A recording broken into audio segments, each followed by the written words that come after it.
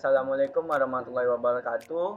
Saya Trihandoyo Adi Putra dengan NIM 12050114323. Saya berasal dari kelas Teknik Informatika B, Fakultas Sains dan Teknologi Universitas Sultan Syarif Kasim Riau. Di sini saya akan menjelaskan tentang penyederhanaan logika aljabar Boolean. Baiklah, langsung saja kita mulai. Yang pertama, apa itu penyederhanaan logika?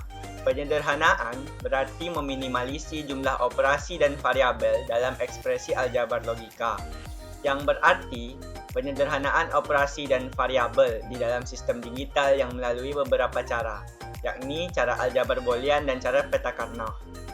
Dasar operasi penyederhanaan logika adalah logika, memberikan batasan yang pasti dari suatu keadaan sehingga suatu keadaan tidak dapat berada di dalam dua ketentuan sekaligus. Di dalam logika, dikenal aturan sebagai berikut. Yang pertama, suatu keadaan tidak dapat dalam keduanya benar dan salah sekaligus. Masing-masing adalah benar atau salah. Artinya, di dalam suatu keadaan tidak bisa terjadi yang namanya benar dan salah. Yang terjadi mestinya adalah benar-benar aja atau salah-salah. Yang kedua, suatu keadaan disebut benar bila tidak salah. Hal ini sesuai ketentuan karena bila dia benar maka dia tidak salah. Yang ketiga, dalam aljabar Boolean, keadaan ini ditunjukkan dengan dua konstanta yaitu logika 1 dan 0. Baiklah, kita lanjut saja ke yang selanjutnya. Apa itu aljabar Boolean? Aljabar Boolean atau dalam bahasa Inggris disebut dengan Boolean algebra adalah matematika yang digunakan untuk menganalisis dan menyederhanakan gerbang logika pada rangkaian-rangkaian digital elektronika. Boolean pada dasarnya merupakan tipe data yang hanya terdiri dari dua nilai yaitu true dan false atau tinggi dan rendah, yang biasanya dilambangkan dengan angka 1 dan 0. Pada gerbang logika ataupun bahasa pemrograman komputer. Aljabar Boolean ini pertama kali diperkenalkan oleh seorang matematikawan yang berasal dari Inggris pada tahun 1854. Nama Boolean sendiri diambil dari nama penemunya sendiri yaitu George Boole. Yang kedua adalah elemen-elemen aljabar Boolean. Elemen-elemen ini ada 4. Yang pertama yaitu 1 yang berarti true. Yang kedua ada 0 yang berarti false. Yang ketiga ada plus yang berarti or. Dan yang terakhir ada titik bulat yang berarti and. Selanjutnya ada fungsi aljabar Boolean. Di sini ada 9 fungsi yang berfungsi and dan or. Yang pertama ada A dalam kurung dikali B tutup kurung dikali C sama dengan A kali dalam kurung B kali C tutup kurung. Atau di or-nya dalam kurung A tambah B tutup kurung tambah C sama dengan A ditambah dalam kurung B tambah C. Hal ini disebut dengan hukum asosiatif. Yang kedua ada A kali B sama dengan B kali A atau di or-nya A tambah B sama dengan B tambah A. Ini disebut dengan hukum komutatif. Yang ketiga ada A ditambah B dikali A ditambah C sama dengan A ditambah B kali C. Atau di or-nya A kali B ditambah A kali C sama dengan A dikali B ditambah C. Hal ini disebut dengan hukum distributif. Yang keempat ada A dikali 0 sama dengan 0. Atau di or A tambah 1 sama dengan 1. Ini disebut dengan hukum identitas. Yang kelima ada A dikali A sama dengan A di N. Dan di or dengan A ditambah A sama dengan A. Hal ini disebut hukum idempotent. Yang keenam ada A dikali A pangkat 1 sama dengan 0. Di or-nya ada A ditambah A pangkat 1 sama dengan 1. Di sini disebut dengan hukum inversi atau negasi. Yang ketujuh ada A sama dengan A atau di or-nya juga A sama dengan A. Ini disebut dengan hukum negasi ganda. Yang kedelapan ada A dikali 0 sama dengan 0 atau di or-nya A ditambah 0 sama dengan A. Atau selanjutnya ada A dikali 1 sama dengan A. Di or-nya ada A ditambah 1 sama dengan 1. Ini disebut dengan hukuman hubungan dengan suatu konstanta. Yang kesembilan ada A dikali A dalam kurung ditambah B sama dengan A. Atau di OR-nya A ditambah A kali B sama dengan A. Ini disebut dengan hukum absorpsi. Selanjutnya, kita berlanjut ke teorema aljabar boolean.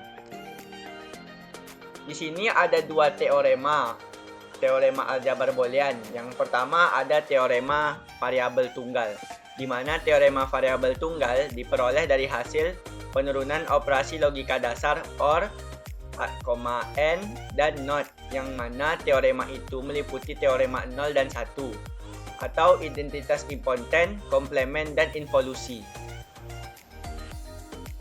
Yang kedua ada teorema variabel jamak.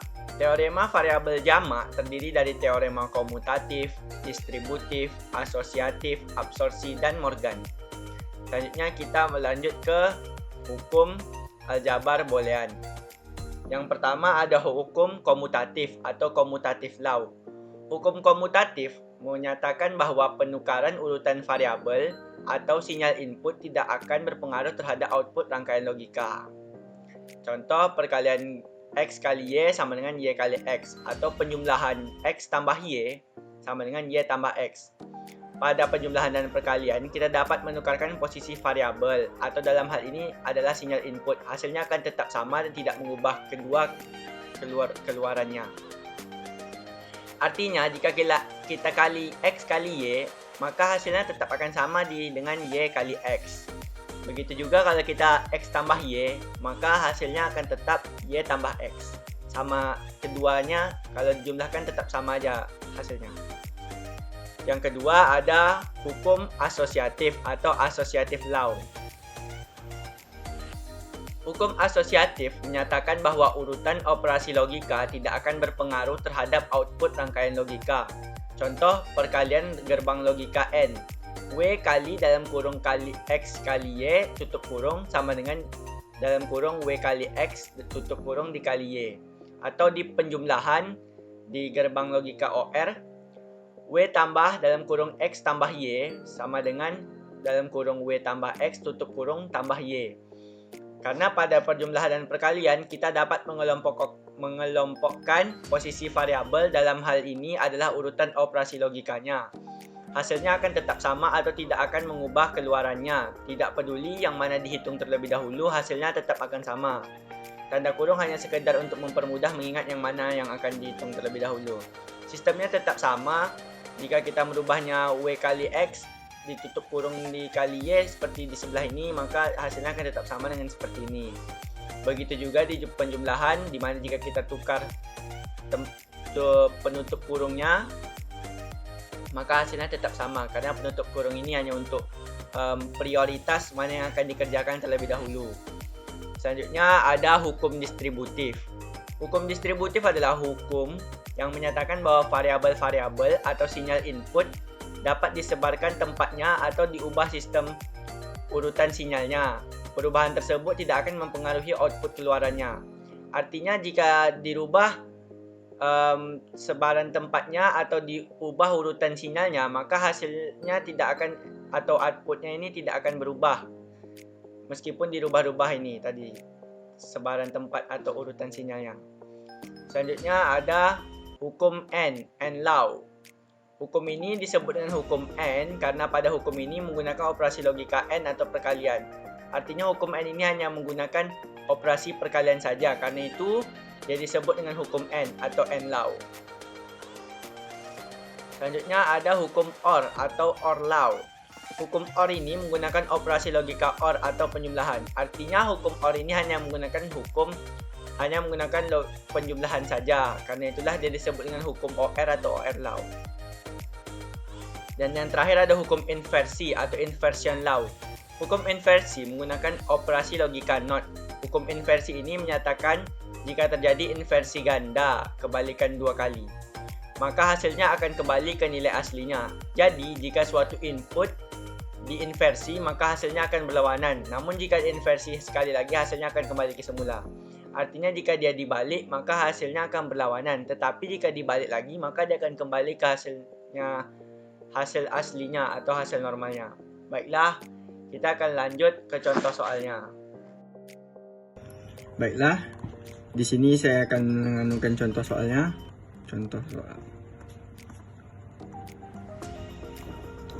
Y sama dengan A, B, C, D aksen ditambah A aksen, B, C aksen, D ditambah A, B, C aksen, D aksen ditambah A, B, C, D ditambah A aksen, B, C, D ditambah A aksen, B, C aksen, D aksen. Yang kita lakukan ini, yang pertama kali adalah menghubungkan antar ini objeknya. Yang pertama A, B, C, D aksen ini kita hubungkan ke A, B, C, D. Lalu selanjutnya A aksen, B, C aksen, D ini kita hubungkan ke A aksen, B, C, D. Kita garis dulu.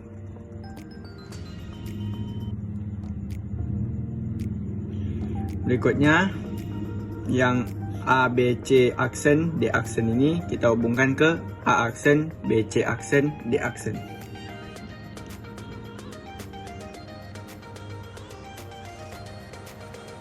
Selanjutnya kalau sudah, maka di sini kan yang berbeda tuh D aksen dengan D biasa.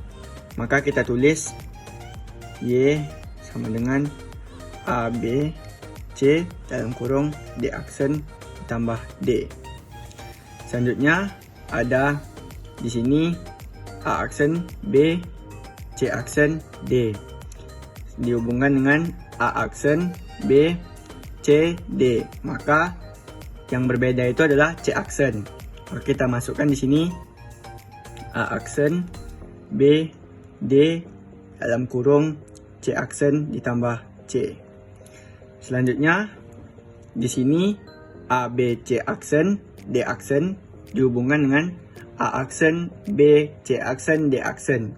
Yang berbeda di sini adalah A dan A aksen. Maka kita tulis B, C aksen, D aksen dalam kurung A aksen, A biasa ditambah A aksen. Selanjutnya Y sama dengan, kalau ini biasanya hasil ini sama dengan 1 karena D aksen ditambah D atau huruf apa aja yang aksen ditambah ini, maka hasilnya sama dengan 1. Sama dengan 1. Oleh karena itu di sini ditulis A, B, C dalam kurung 1. Selanjutnya di sini ada A aksen, B, D dalam kurung C aksen ditambah C. Maka ini juga sama dengan A aksen, B, D dalam kurung 1. Selanjutnya di sini ada B, C aksen, D aksen dalam kurung A ditambah A aksen. Maka tulisannya jadi B, C aksen, D aksen dalam kurung 1. Kenapa semuanya hasilnya 1? Karena hasilnya sama. Karena masing-masing juga D aksen ditambah D. Artinya dalam kurung X aksen ditambah X itu hasilnya pasti dengan 1. Oleh karena itu di sini juga hasilnya 1. Di sini juga hasilnya sama dengan 1. Selanjutnya yang kita lakukan adalah mengali mereka. AB ini dikali dengan ini, terus A aksen BD dikali ini, dan juga BC aksen D aksen dikali dengan ini. Maka jawabannya menjadi A, BC, A aksen BD, dan BC aksen D aksen. Selanjutnya, setelah mendapatkan hasil ini, maka kita harus menggerbangkannya terlebih dahulu. Cara membuat gerbangnya adalah dengan menggambar ini seperti ini.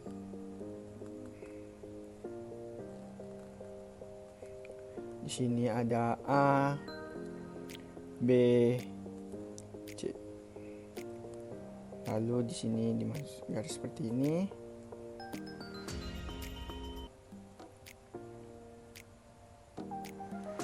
Lalu kita hubungkan di sini juga dengan garis seperti ini.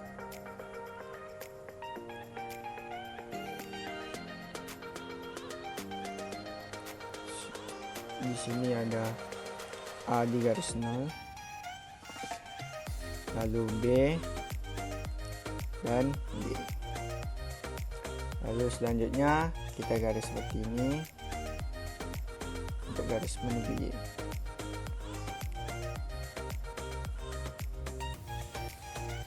Setelah itu kita hubungkan di bawahnya sedikit dengan garis tadi.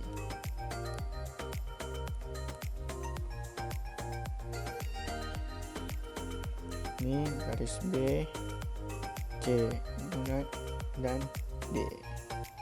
Maka inilah gerbangnya. Baiklah, sampai di sini aja video ini saya buat. Kalau ada salah dan silap mohon dimaafkan. Jangan lupa like, subscribe dan share. Terima kasih. Video ini saya tutup. Assalamualaikum warahmatullahi wabarakatuh.